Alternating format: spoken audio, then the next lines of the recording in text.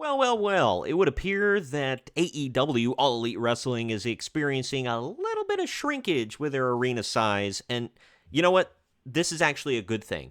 I want to preface this by saying I'm not a WWE shill. I am not a AEW sucks and needs to go under kind of guy. Yeah, I'll talk crap about it when I feel it's warranted.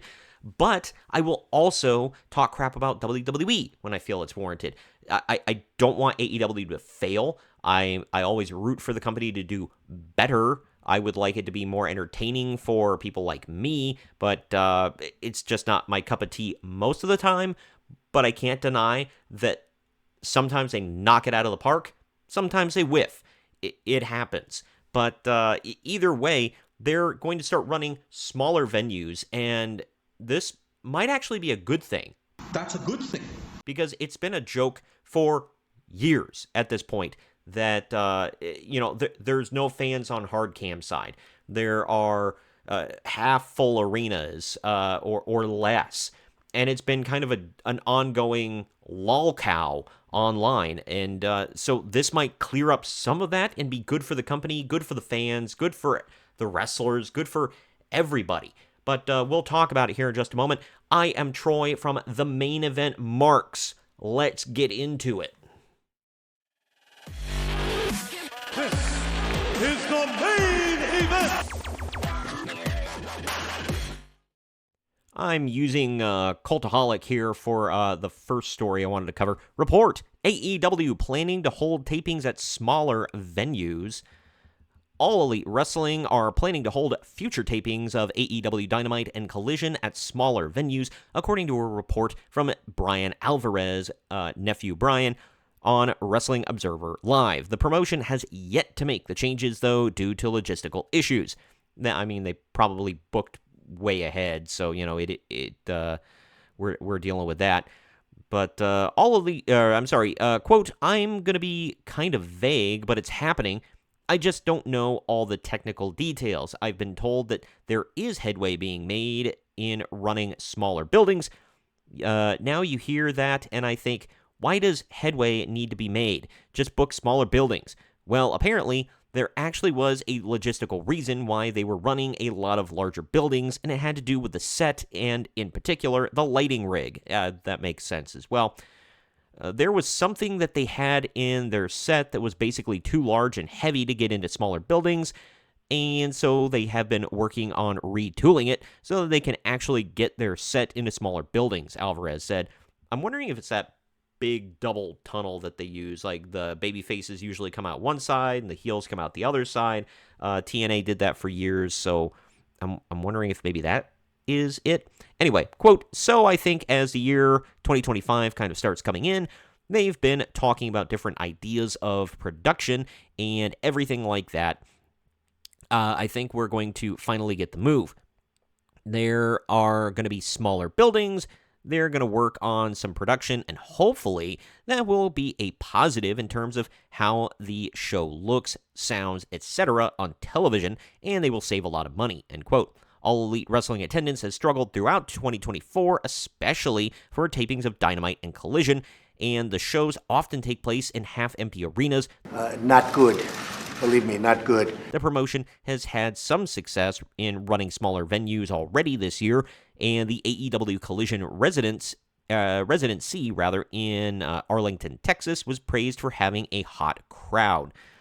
I will say, as far as residencies, don't set that up and just set up camp and leave it. I think that's very ill-advised. TNA did that with Orlando, and while it worked, and I'm sure it saved them a ton of money for years, it worked for a little while. My God, it killed the crowd after a while. You get the same small echo chamber every single week that loves everything you put out and yada yada. But Orlando was just blah for a long time, and then they started traveling, and then NXT came in right outside of Orlando for a little while, and now they're doing okay. But there for a while it was just and the WrestleManias do well, I think, because it's outside of WrestleMania crowds aren't usually local, but regardless. I'm going to believe it's going to be the same way with Arlington, Texas. Yup!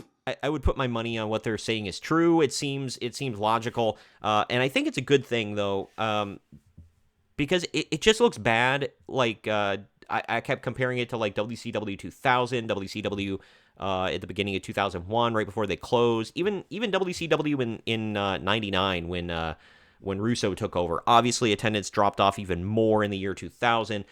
But if you look at those crowds, they cram everybody, and it's a very tiny crowd because you can see the numbers online, what it was.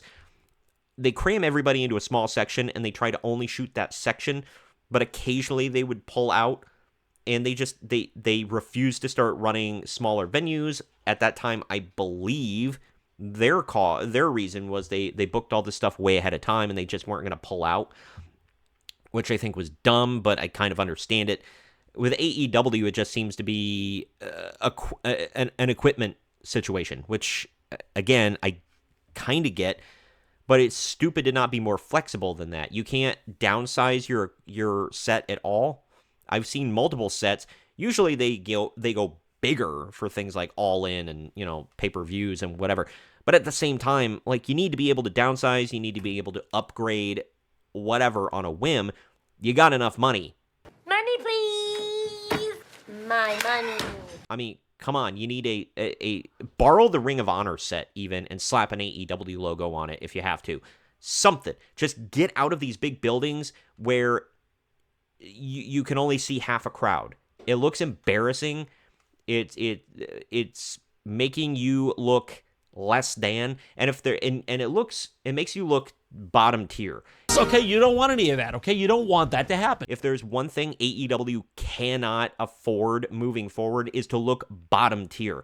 Even if your shows are boring sometimes, which I believe a lot of their weekly programming is pretty boring, their pay-per-views are usually bangers, but the week-to-week like Dynamite and Collision are sometimes a hard watch, I'll say, and fairly boring, but in my opinion.